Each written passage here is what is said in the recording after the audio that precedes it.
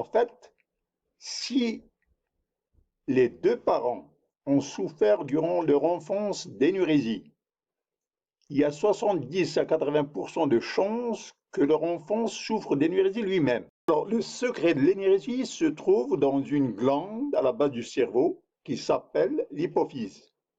En fait, cette glande contient deux parties, une partie antérieure et une partie postérieure, et c'est de la partie postérieure qu'il s'agit. L'hypophyse postérieure sécrète une glande appelée antidiurétique hormone.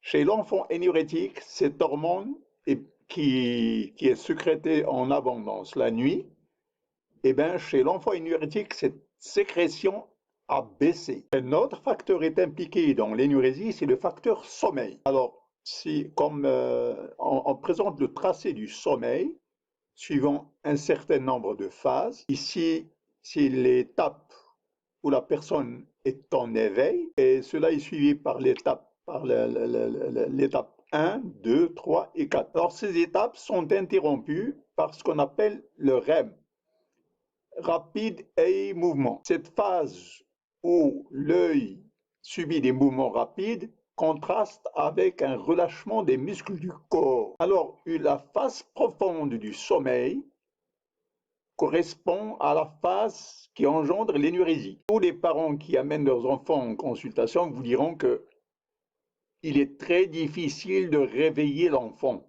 Il a un sommeil profond.